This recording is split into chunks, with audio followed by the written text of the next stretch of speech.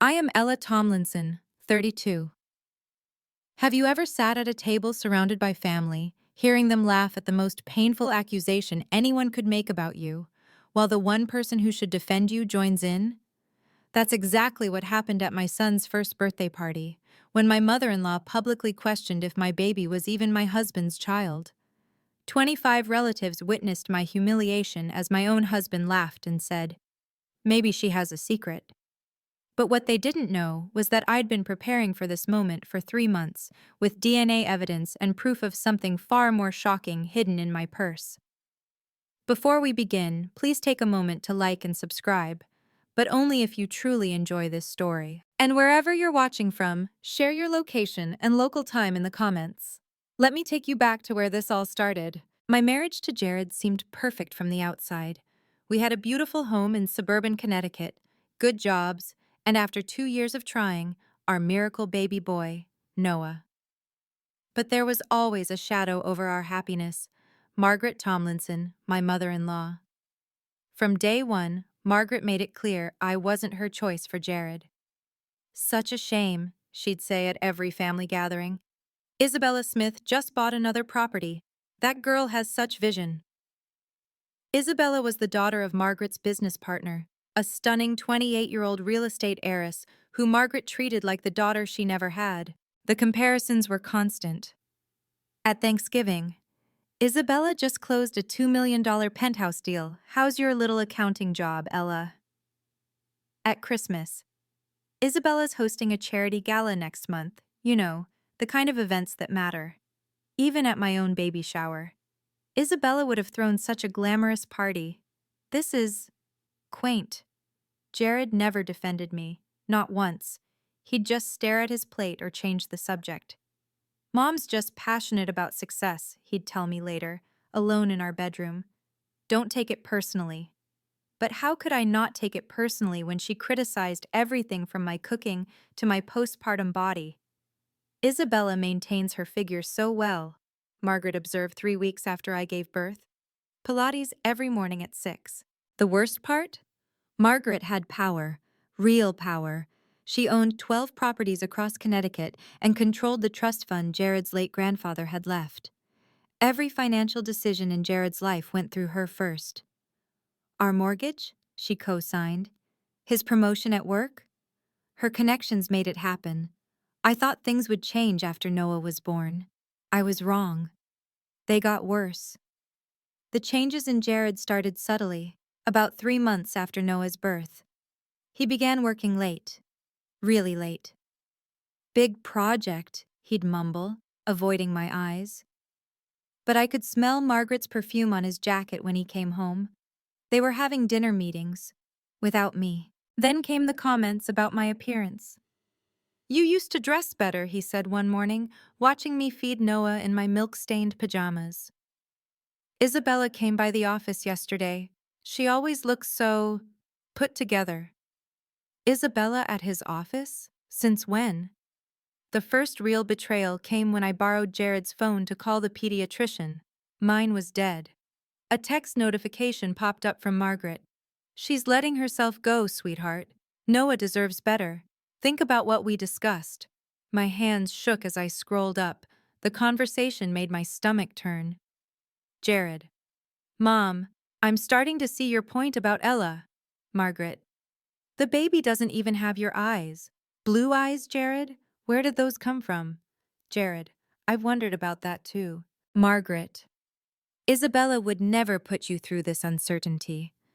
My husband, the man who held my hand through 18 hours of labor, who cried when Noah was born, was discussing our son's paternity with his mother, behind my back, like I was some stranger who'd tricked him. That night, I confronted him gently. "Is everything okay? You seem distant." He exploded. "God, Ella, why are you so needy? Can't a man work hard for his family without being interrogated?" But I saw the guilt in his eyes. The way he couldn't look at Noah without frowning. The way he'd started sleeping on the couch, claiming the baby kept him awake, even though Noah had been sleeping through the night for weeks. Something was breaking in my marriage, and Margaret was holding the hammer. The truth revealed itself on a Tuesday afternoon. Jared had left his laptop open on the kitchen counter, something he never did. An email notification flashed on the screen. The subject line made my blood freeze. Isabella timeline, confidential. I shouldn't have looked. But I did.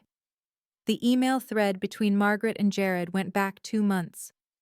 My hands trembled as I read Margaret's master plan, laid out like a business proposal. Phase 1. Create doubt about Noah's paternity. Plant seeds at family gatherings. Phase 2. Arrange more accidental meetings with Isabella. Phase 3. After the birthday party confrontation, file for divorce citing infidelity concerns. Phase 4. Transfer of $500,000 upon divorce finalization. Isabella's family contributes matching funds for your fresh start together. $500,000. That was the price tag on my marriage, my reputation, my son's future. But the worst part was Jared's response. Mom, the money would solve everything. Noah could go to the best schools, regardless of whose he really is. Ella would get standard support. Everyone wins. Everyone wins? I sank to the kitchen floor, laptop in my lap, reading email after email. Screenshots of text messages between Margaret and Isabella's mother, bank statements showing a holding account already established, even a draft custody agreement giving Jared full custody based on my suspected infidelity. They'd planned everything. The only thing they hadn't planned for was me finding out. I forwarded everything to my personal email, then deleted the evidence of my snooping. My mind raced. Confront them now? No. They'd deny everything, delete the evidence, paint me as paranoid. I needed something undeniable, something public, something that would destroy their narrative completely. That's when I knew exactly what I had to do. That night, I lay awake staring at Noah's crib in the corner of our bedroom. My beautiful boy, with his father's nose and my grandmother's blue eyes. Yes, my grandmother's eyes that skipped 2 generations. If I stayed silent, what would his life become? He'd grow up hearing whispers. Is he really Jared's? Kids at school would repeat what their parents said behind closed doors. Every achievement would be questioned, every resemblance scrutinized. The doubt Margaret planted would follow him like a shadow, eroding his confidence, making him question his place in the world. And Jared? He'd marry Isabella within a year. I could see it clearly. Margaret's dream wedding at the country club, Isabella in a designer gown worth more than my annual salary, my son calling another woman mommy every other weekend. If he was lucky enough to get weekends at all, given the custody arrangement they'd drafted. As for me, I'd be the woman who cheated on perfect Jared Tomlinson, the gold digger who tried to pass off another man's baby. Margaret would make sure everyone knew her version of the story. My accounting firm, where I'd worked so hard to build my reputation, they'd find a reason to let me go. Budget cuts, they'd say, but everyone would know. I picked up my phone and scrolled through my contacts, stopping at a name I hadn't called in years, Patricia Wells. My college roommate was now Dr. Patricia Wells, head of genetics at Johns Hopkins, one of the most respected voices in her field. Patty? I whispered when she answered. I need your help, and it needs to be completely confidential. Ella? What's wrong? You sound... Can you run a paternity test? A legal one. Ironclad. There was a pause. Of course. When? Tomorrow. Over the next 3 months, I became someone I didn't recognize. A strategist, a detective, a woman preparing for war while serving breakfast with a smile. Dr. Patricia expedited the DNA test through official channels. Rushed, but completely legal and authenticated, she assured me. Triple verified, video-documented collection process. This would hold up in any court. The results came back exactly as I knew they would. 99.99% probability of paternity. Jared was Noah's father, undeniably. But I didn't stop there. I hired a lawyer, quietly, paid in cash from grocery money I'd skimmed over weeks. Sarah Martinez, a family attorney known for handling high-conflict divorces. Document everything, she advised. Screenshots, recordings if legal in Connecticut. which they are with single-party consent. Build your fortress before they even know there's a war. So I did. I screenshot every text between Jared and his mother, recorded Margaret's snide comments at Sunday dinners, photographed the bank statements Jared carelessly left out showing mysterious transfers to the holding account, built a file that would make any judge's jaw drop. The birthday party invitation went out 6 weeks in advance. Margaret insisted on the grand ballroom downtown.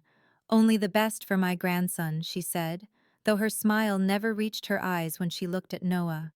25 guests confirmed, family from both sides, Jared's colleagues, even Isabella, who Margaret added to the list herself. It'll be perfect, Margaret told me, patting my hand condescendingly. Everyone who matters will be there. Yes, I thought, clutching the DNA report hidden in my locked desk drawer. Everyone who matters would witness exactly who Margaret Tomlinson really was. The countdown began. 3 weeks, 2 weeks, 1 week. And through it all, I smiled, played the dutiful wife, the grateful daughter-in-law. They had no idea what was coming. The grand ballroom shimmered with Margaret's excessive decorating, gold balloons, a 3-tier cake that cost more than most mortgage payments, and crystal centerpieces that screamed money. Noah, in his tiny tuxedo, giggled in my arms, blissfully unaware of the tension crackling through the room. 25 guests had arrived, settling into their assigned seats. Margaret had made Sure Isabella sat directly across from Jared, while I was relegated to the far end, supposedly to be closer to the baby's high chair. Margaret entered 30 minutes late, as always, making her grand entrance in a dress that probably cost more than our car.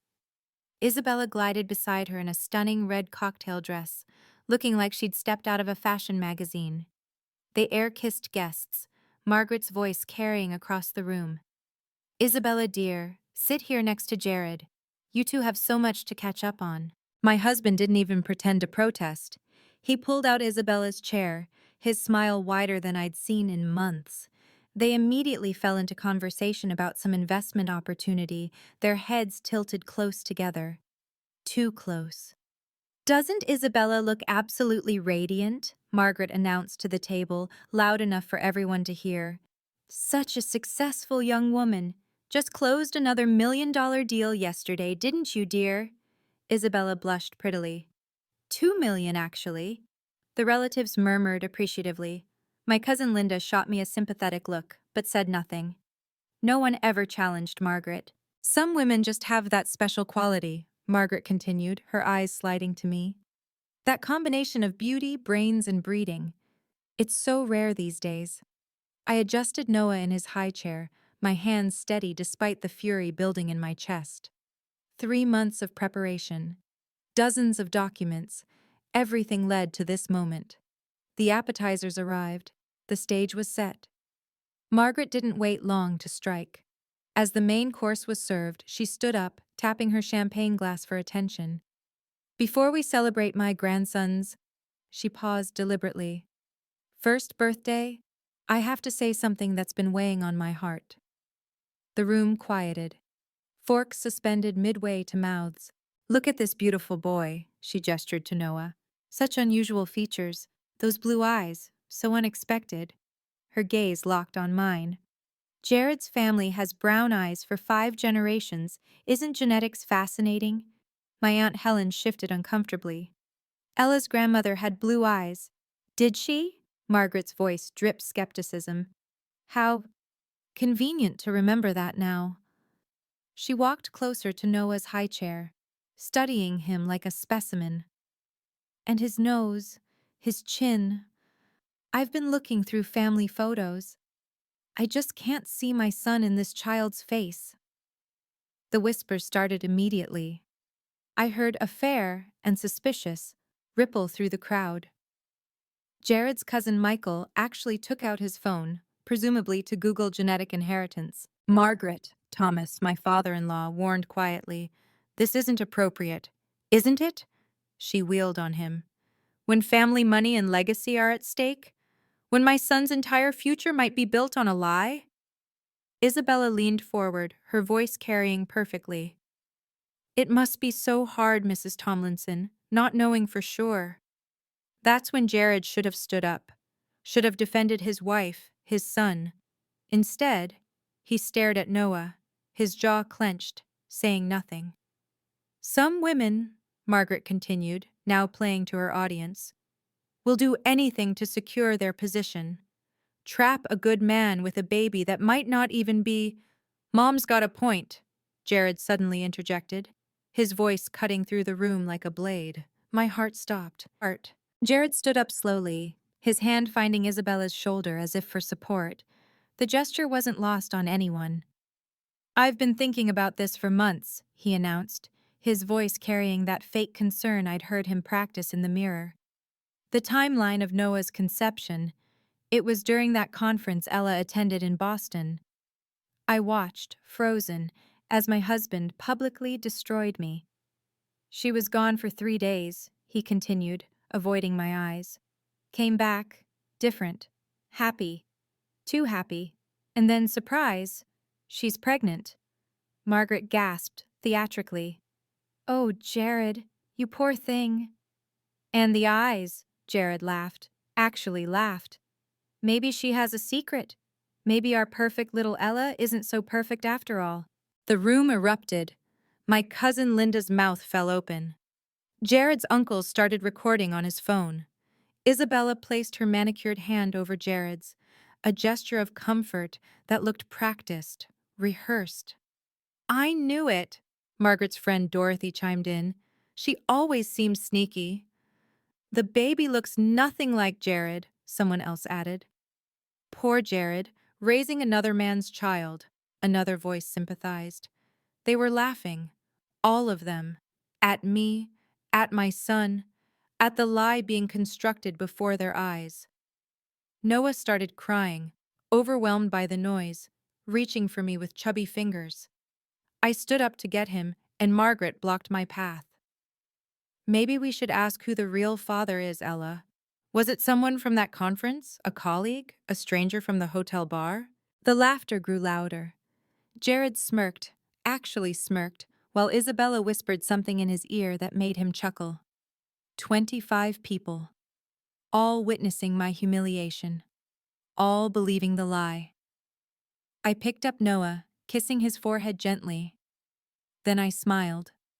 Not a forced smile. A real one. Interesting theory, Margaret.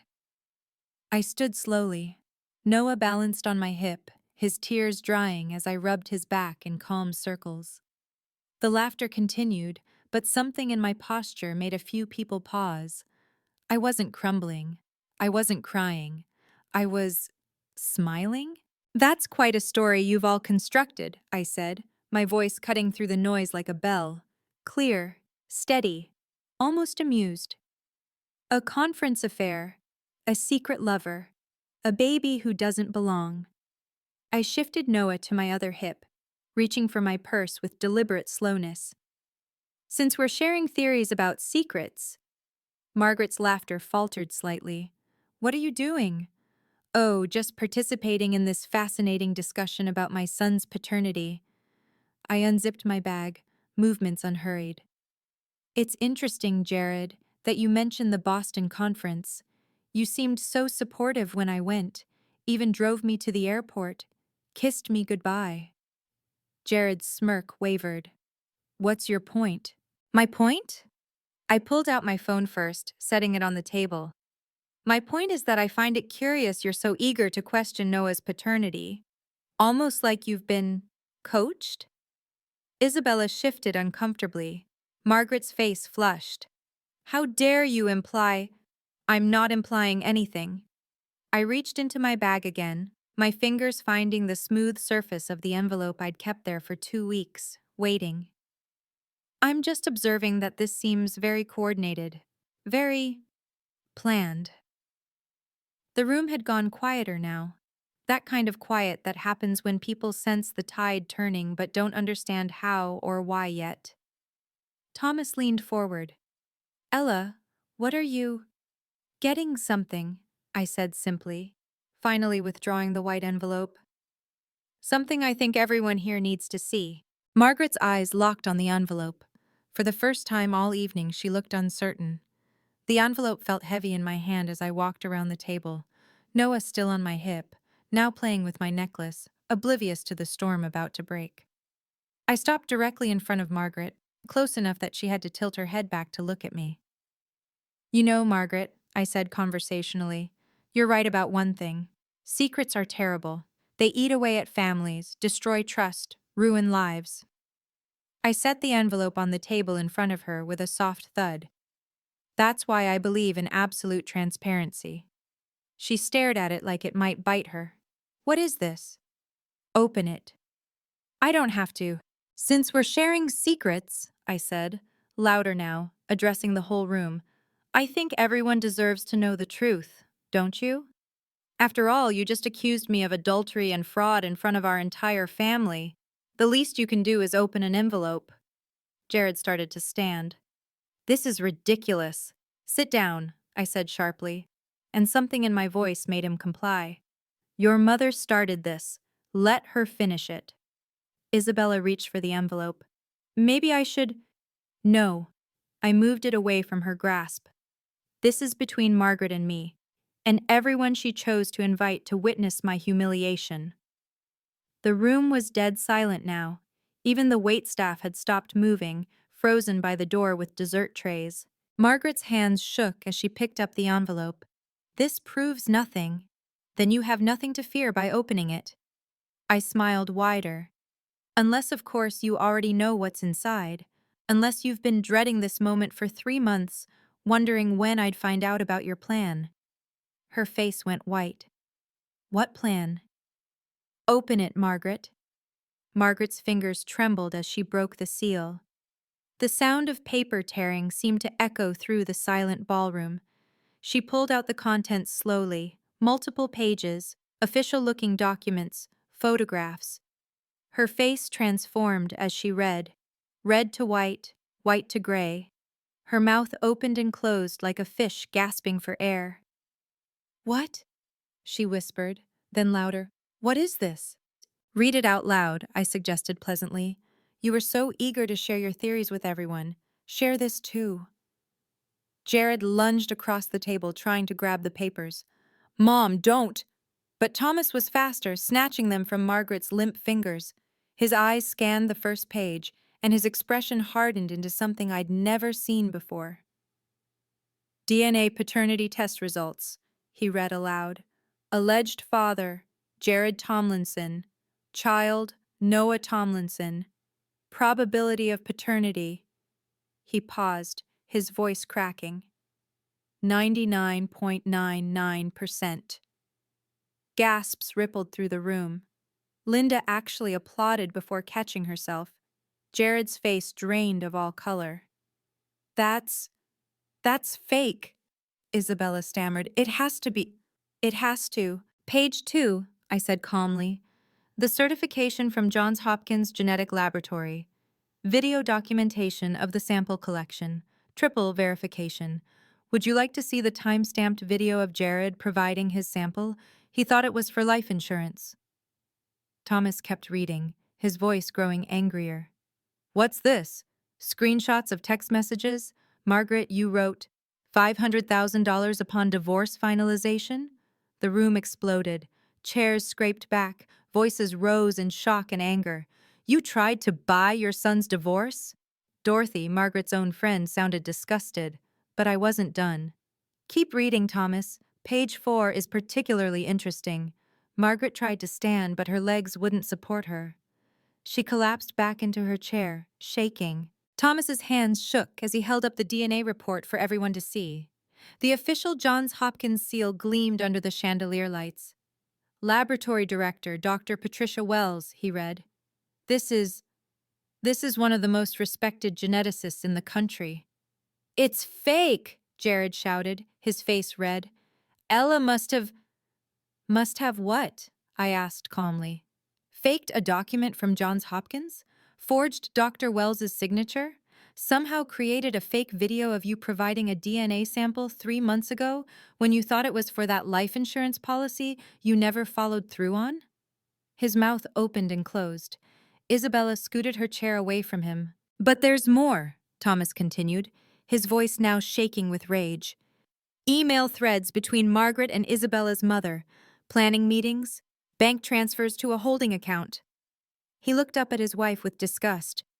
You orchestrated this entire thing. You wanted to destroy Ella's reputation so Jared could marry Isabella and merge the family businesses. The baby doesn't look like him, Margaret screamed desperately. The blue eyes are from my grandmother, I said, pulling out my phone. Here's her photograph. Would you like to see the genetic explanation Dr. Wells provided? It's quite detailed about recessive genes and how they can skip generations. I swiped to another document. She even provided a chart showing the 25% probability of blue eyes when one grandparent has them. Basic genetics, really. Something you could have Googled instead of planning this elaborate scheme. The relatives were all talking at once now. Jared's aunt was shouting at Margaret. My cousin was taking photos of the documents. Someone in the back was already posting on Facebook. This can't be legal, Isabella whispered. The DNA test without consent. Page 6, I said sweetly. Jared's signed consent form. He really should read what he signs. Wait, there's more, Thomas said, his voice now deadly quiet. He held up a printed screenshot. This is a text message from you, Margaret, to Jared, dated 3 months ago. He read aloud. The transfer will be completed once the divorce papers are filed. Isabella's family will match the amount. 1 million total for your fresh start together. The room erupted. Several phones came out, recording everything. Margaret's society friends backed away from her like she was contaminated. $1 million? Someone gasped. To leave his wife and child? Thomas kept reading, each word a nail in Margaret's coffin. And here, create doubt about the baby at the birthday party. Public humiliation will make the divorce easier. She won't fight if she's ashamed. You planned this? Linda stood up, her voice shaking with fury. You planned to humiliate Ella at her baby's birthday party? It's taken out of context, Margaret shrieked, but her voice was thin, desperate.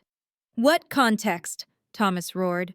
What possible context makes this acceptable? You tried to destroy my grandson's family for a business deal. Isabella suddenly stood, her face pale. I didn't know about this. The money, the plan. My mother said it was just that Jared was unhappy and... She looked at Jared with disgust. You were going to take money to leave your child? Isabella, wait. Jared reached for her, but she jerked away. This is insane, she said, backing toward the door. I didn't sign up for this. My mother said you were getting divorced anyway. That Ella had cheated. That... She stopped, realization dawning. Oh my God, it was all lies. Isabella, Margaret called, but the younger woman was already grabbing her purse. I'm done. This is sick. She looked directly at me. I'm sorry, I didn't know. Then she was gone, her heels clicking rapidly across the marble floor. Hey everyone, I need to pause here for just a moment. If you've ever been betrayed by someone who was supposed to protect you, type respect in the comments. Your stories matter, and you deserve to be heard. Don't forget to like and subscribe if you want to see more stories about standing up for yourself. And wherever you're watching from, California, Texas, New York, let me know your location and time. I love knowing where these stories reach hearts. Now let me tell you what happened when I brought in the expert witness. I pulled out my phone, already open to FaceTime. Since some people might still have doubts, I arranged for an expert witness. I hit call, and within seconds, Dr. Patricia Wells' face appeared on screen. I turned the phone toward the crowd, holding it high so everyone could see. Hello, everyone, Patricia said, her voice clear and professional. I'm Dr. Patricia Wells, Director of Genetic Services at Johns Hopkins Medical Center. I understand there are questions about the paternity test I personally supervised. This is staged, Margaret croaked, but no one was listening to her anymore. Mrs. Tomlinson, Patricia addressed Margaret directly, I want to be absolutely clear. I supervised every step of this test. The chain of custody was maintained throughout. The samples were processed in my lab under video surveillance. This result is incontestable. But the blue eyes, someone called out. Patricia smiled slightly. I've prepared a brief explanation. She held up a chart. Blue eyes are recessive. When a grandparent has blue eyes, there's a 25% chance of expression in grandchildren, even when both parents have brown eyes. It's called genetic recombination. First-year genetics students learn this. Furthermore, she continued, I've reviewed 3 generations of family photos. Noah has Jared's nose structure, his ear shape, and his hairline pattern. The resemblance is actually quite strong when you look past eye color. Thomas stepped forward. Dr. Wells, is there any possibility this test could be wrong? Sir, the probability of error is less than 0.01%. To be frank, it's more likely to win the lottery 5 times in a row than for this test to be incorrect. Noah is, without any scientific doubt, Jared's biological son. The silence that followed was deafening. Margaret looked like she might faint. Jared had his head in his hands. There's one more person who needs to speak, I said, switching apps on my phone. The speakerphone filled the silent ballroom with a dial tone, then a professional voice. This is Sarah Martinez, attorney at law. Am I on speaker, Ella? You are. Everyone can hear you. Good evening, everyone. I'm Mrs. Tomlinson's legal counsel. I want to make something very clear to everyone present, especially you, Margaret Tomlinson. Her voice was sharp, authoritative. What occurred here tonight constitutes defamation of character, intentional infliction of emotional distress, and conspiracy to commit fraud. Margaret's lawyer friend Robert stood up. Now wait a minute. Are you representing Mrs. Margaret Tomlinson, counselor? Sarah asked. No, but... Then please sit down. Margaret, you publicly accused my client of adultery and fraud in front of 25 witnesses. We have video evidence of everything said tonight. The damages are substantial and quantifiable: loss of reputation, emotional distress, and potential impact on her career. You can't sue me, Margaret shrieked. I'm family. Family members can absolutely sue each other for defamation, especially when malicious intent is proven. And those text messages and emails? They establish clear malicious intent. You conspired to destroy my client's marriage for financial gain. Jared stood up shakily. This is going too far, and... Mr. Tomlinson, Sarah's voice turned icy, you participated in this defamation. You're equally liable. The only reason my client isn't pursuing immediate legal action is that you're Noah's father. But that courtesy extends only so far. The room was tomb silent. Several guests were already edging toward the door, not wanting to be involved in potential legal proceedings. My client has some terms, Sarah continued. I suggest you listen very carefully. Before Sarah could continue, the ballroom doors burst open. Isabella stood there, her perfect composure shattered, mascara streaking down her cheeks. But she wasn't alone. Her mother, Victoria Smith, was with her, looking furious. $1 million? Victoria's voice rang out across the room. Margaret, you promised my family $1 million to break up a marriage. Margaret struggled to stand. Victoria, I can explain. Explain? Victoria laughed bitterly. Explain how you used my daughter as a pawn? How you made my family look like homewreckers? She turned to the crowd. For the record, we knew nothing about this scheme. Isabella was told Jared's marriage was already over, that Ella had been unfaithful. We were lied to. Isabella stepped forward, her voice shaking. I'm done with all of this. Jared, you're pathetic. A man who would sell his family for money? She looked him up and down with disgust. I wouldn't marry you if you were the last man on earth. Isabella, please. Jared reached out, but she slapped his hand away. Don't touch me. You sat there and let your wife be humiliated. You laughed while your mother destroyed her reputation. What kind of man does that? She turned to me. Ella, I'm truly sorry. I was told you were the villain here. I see now who the real villains are. Victoria pulled out her phone. Margaret, I'm calling my lawyers. Our business partnership is terminated, effective immediately. And if my family's name is dragged through the mud because of your scheme, We will sue you for everything you have." They left together, Isabella's heels clicking angrily against the marble, her mother's arm around her shoulders. The door slammed behind them with devastating finality. Margaret collapsed back into her chair, her empire crumbling around her. The silence that followed Isabella's exit was broken by a chair scraping against marble. Thomas Tomlinson stood up slowly, and for the first time in the 10 years I'd known him, he looked truly formidable. This wasn't the quiet man who read newspapers during Margaret's tirades. This was someone I'd never seen before. 40 years, he said, his voice carrying across the room. 40 years I've kept quiet. 40 years I've let you run everything, Margaret. Control everything. Destroy everything you touch. Thomas, don't, Margaret whispered. Shut up! His roar made everyone jump. For once in your miserable life, shut your mouth! He turned to the crowd. You all want to know the truth? Here it is. This isn't the first time Margaret's done this. 30 years ago, she drove away Jared's girlfriend in college, a lovely girl who wasn't wealthy enough. 20 years ago, she sabotaged my sister's marriage because she didn't like her brother-in-law's politics. Gasps rippled through the crowd. Jared looked stunned. Dad, what are you?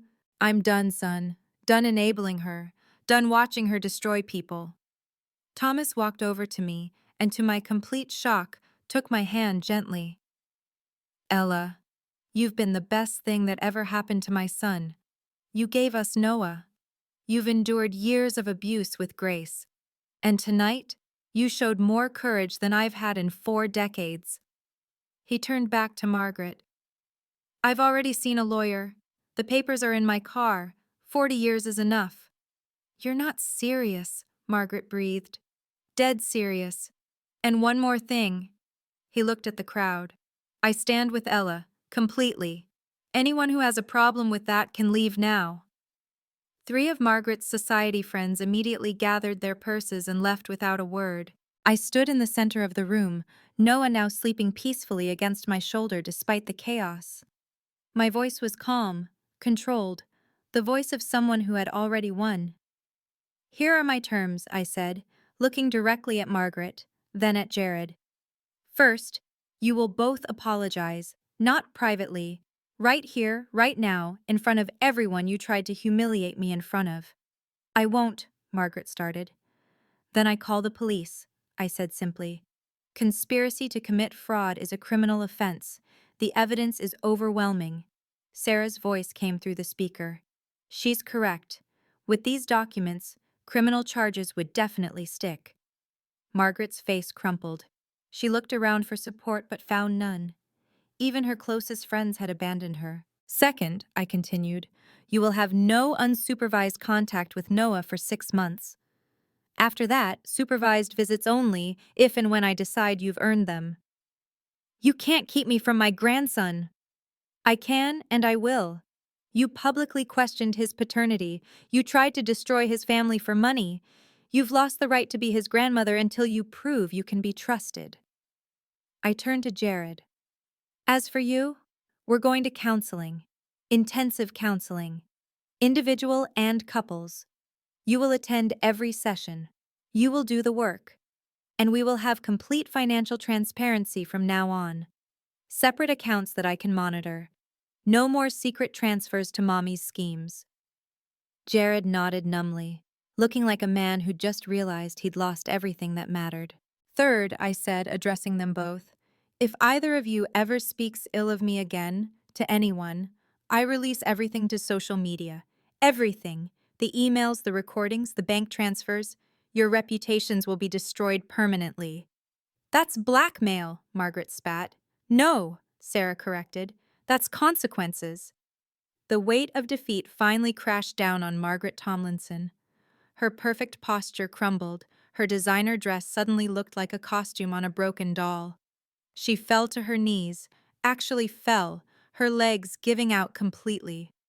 I'm sorry, she whispered so quietly that people leaned forward to hear.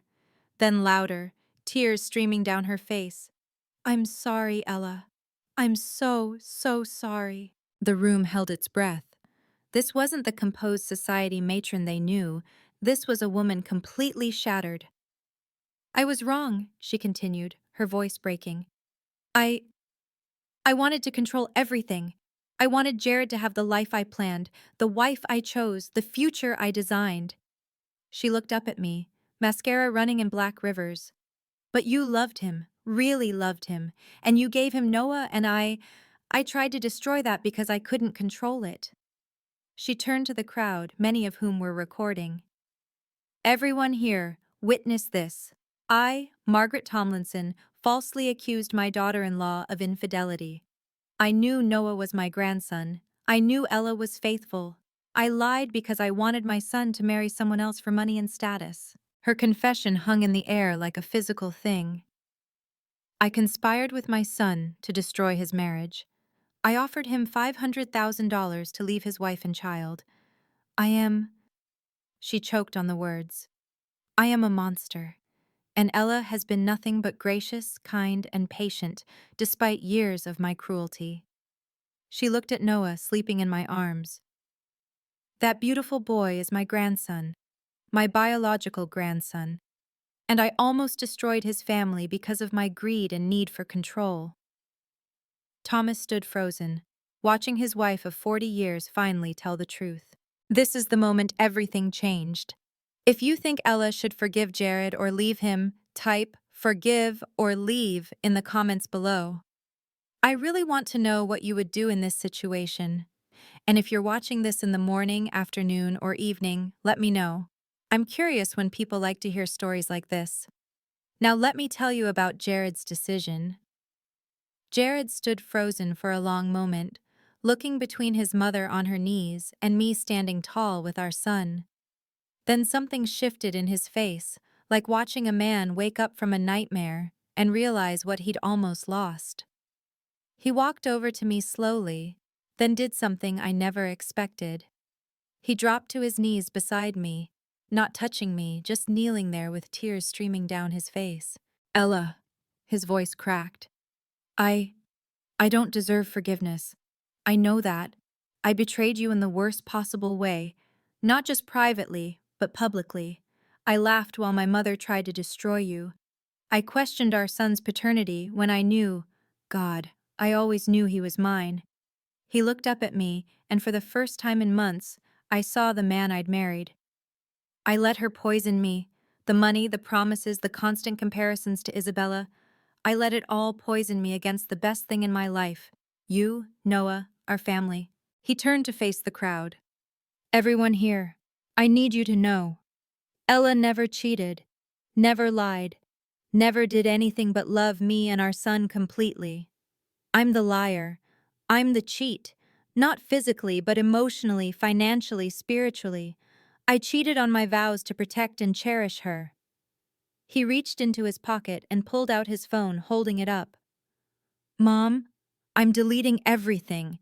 The account information, the emails with Isabella, all of it. Gone. He did it right there, showing everyone the screen as he permanently deleted email threads, messages, contacts. I choose my family, he said, looking back at me. I choose you and Noah. I'll do whatever it takes. Therapy, counseling, groveling for the rest of my life. Just, please, give me one chance to prove I can be the man you thought you married. Within 12 hours, the video went viral. Mother-in-law's $1 million scheme exposed at baby's birthday had 3 million views before Monday morning. Margaret's face became a meme, screenshots of her expression when opening the envelope captioned with, "When your evil plan backfires spectacularly." The real-world consequences were swift and brutal. By Tuesday, Margaret had lost 3 major real estate deals worth over $2 million. Her country club revoked her membership after several members complained they couldn't associate with someone capable of such cruelty. The charity board she'd chaired for 15 years asked for her immediate resignation. I've become a pariah, she told Thomas when the divorce papers were served. He'd moved into a hotel the night of the party and hadn't looked back. Isabella's family fared better by immediately distancing themselves. Victoria Smith went on local news, denouncing Margaret and showing her own evidence that they'd been deceived. We would never participate in breaking up a family, she said firmly. Isabella herself started dating a doctor from Boston and reportedly told friends she'd dodged a nuclear missile with Jared. But the most surprising support came from unexpected places. 13 women reached out to me privately, all former victims of Margaret's manipulations over the years. A cousin whose wedding she'd sabotaged, a neighbor whose reputation she'd destroyed over a property dispute. Jared's college girlfriend, now a successful surgeon, who thanked me for finally exposing her for what she is. They formed a support group of sorts. We met for coffee every Thursday, sharing stories and healing from the damage one woman had inflicted over decades. You did what none of us could, Thomas's sister told me. You didn't just stand up to her. You destroyed her power completely. And you did it with evidence, not emotion. Jared started therapy 3 days after the party. Not couples counseling, I wasn't ready for that yet, but intensive individual therapy with a specialist in family enmeshment and manipulation. I didn't realize how deep it went, he told me after his 5th session, sitting across from me at our kitchen table while Noah napped. We were living like roommates then, him in the guest room, scheduled times for Noah, separate meals. Dr. Chen says I've been programmed since childhood to seek her approval above everything else, even above my own family's well-being. I watched him carefully. And now? Now I'm learning to recognize the patterns. The way she'd withdraw affection when I disagreed with her. The financial control disguised as generosity. The constant comparisons to make me feel inadequate unless I followed her plan. He looked exhausted but clearer somehow. I'm 44 years old, and I'm just now learning to be my own person. The changes were gradual but real. He started standing up to Margaret when she tried calling.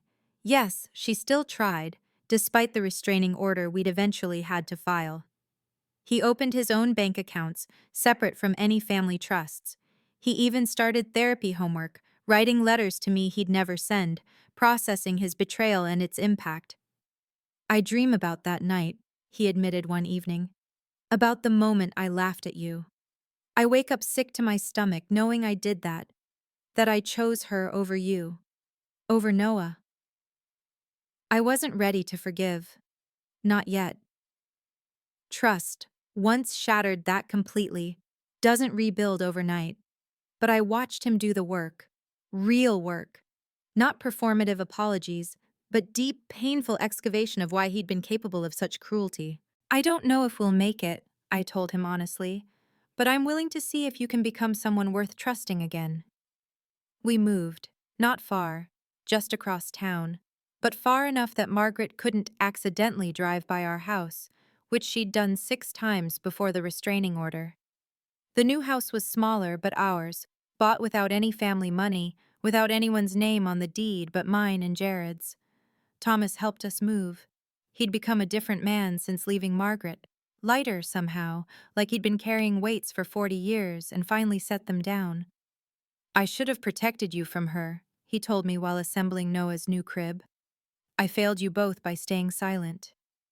You're not silent now, I reminded him. That matters. We established new rules, firm boundaries that would have seemed impossible before. No visits without 48-hour notice and explicit permission. No financial gifts or investments without both our written consent. No unsolicited parenting advice, ever. No mentions of Isabella or better options. Any violation meant immediate 6-month no contact. Thomas respected every rule. He'd arrive exactly when invited, never overstay, and spent his time simply being a grandfather, reading to Noah, playing blocks, taking him to the park. No agenda, no manipulation, just love. I missed this with Jared, he admitted one afternoon, watching Noah chase bubbles in the backyard. I let Margaret control every aspect of his childhood, piano lessons he hated, friends she approved, clothes she selected. I was there but not present. I won't make that mistake with Noah. The extended family slowly recalibrated too. Some chose Margaret's side and cut us off. No loss there. Others, especially those who'd witnessed the birthday party, reached out with support and apologies for years of silent complicity. We all knew she was cruel, Jared's aunt confessed. We just never thought anyone could stop her. Well, someone had. Finally. 6 months after the birthday party, Margaret sent a letter through her lawyer.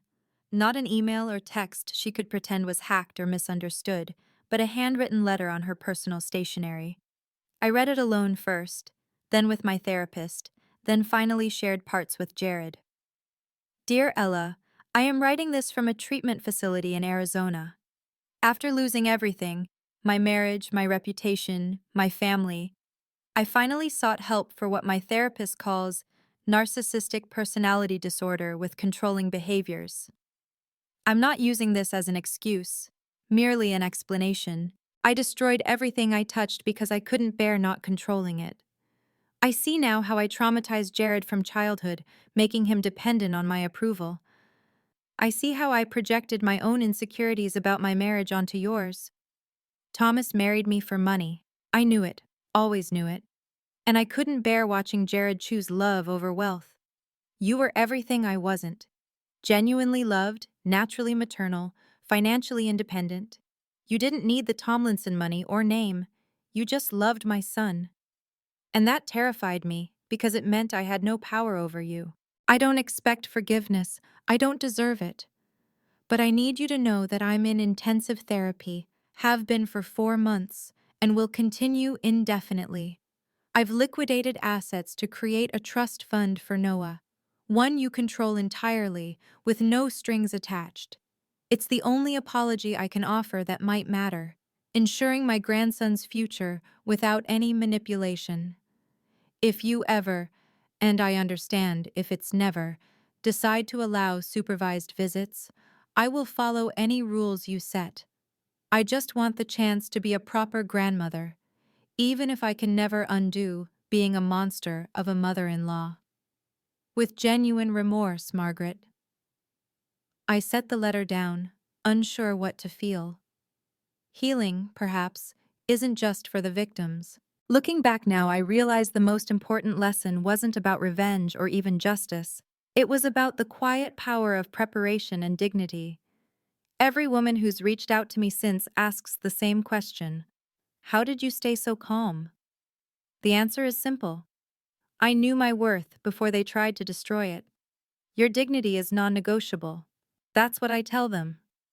It doesn't matter if it's your mother-in-law, your husband, your boss, or your best friend. No one has the right to publicly humiliate you, to question your character, to make you feel less than human. And when they try, you don't have to crumble. You don't have to scream. You just have to know your truth and be willing to prove it. But here's what I also learned. Boundaries aren't walls, they're gates. They can open when it's safe and close when it's not. Thomas earned his way back through consistent respect. Margaret is in therapy, doing real work. Even Jared, slowly, is becoming someone new. Or maybe becoming who he always could have been without his mother's poison. The DNA test was never really about proving Noah's paternity. I always knew whose child he was. It was about forcing the truth into the light, making the whispers become admissions, turning their weapons against them. They expected me to cry, to beg, to run. Instead, I stood firm with evidence in my hand and a lawyer on speed dial. Some called it cold. I call it survival. Because when someone tries to destroy you publicly, your response must be public too. When they use your child as a weapon, you shield that child with truth.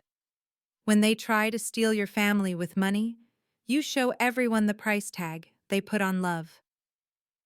Jared now is not the man who laughed at my humiliation.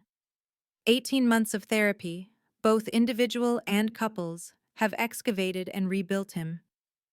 But I'd be lying if I said trust was fully restored.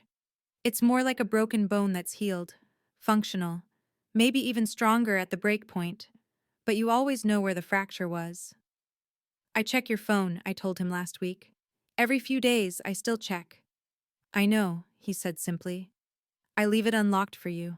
We have separate bank accounts now, mine, his, and one joint account for household expenses that we both monitor. Every purchase over $100 requires discussion. It sounds restrictive, but it's actually freeing.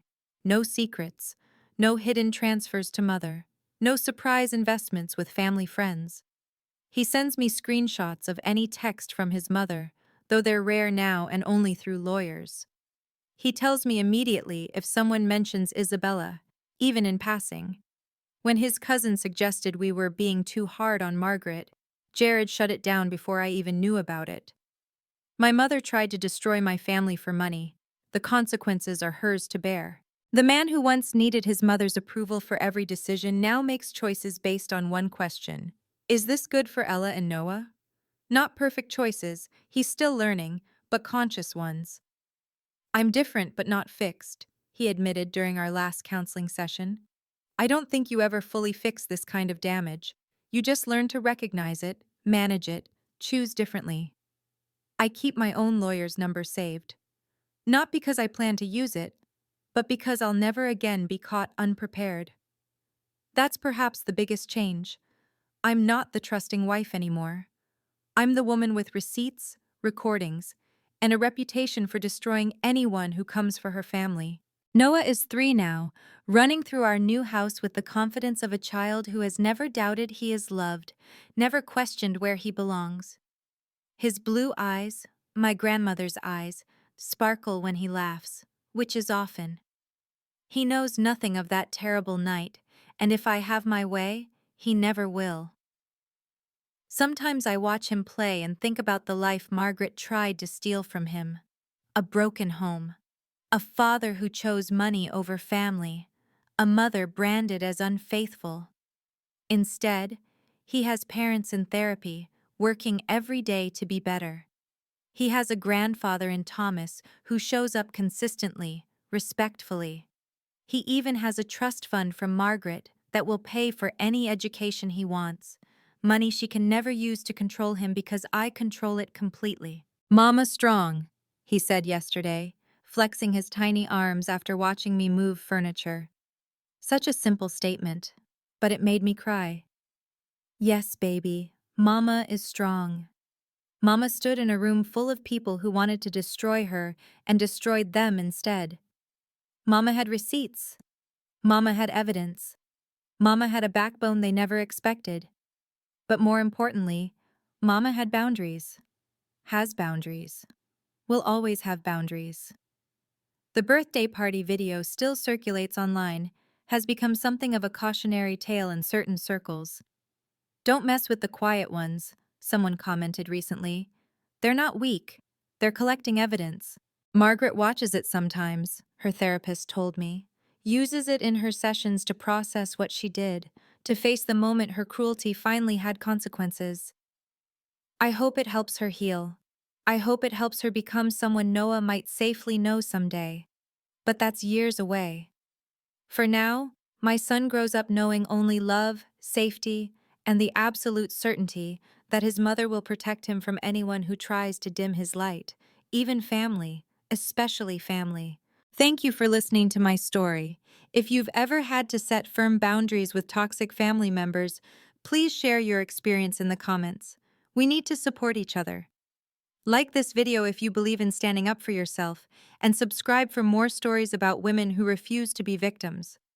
I'm curious, do you think I should eventually let Margaret meet Noah again, or are some bridges better left burned? Let me know your thoughts below.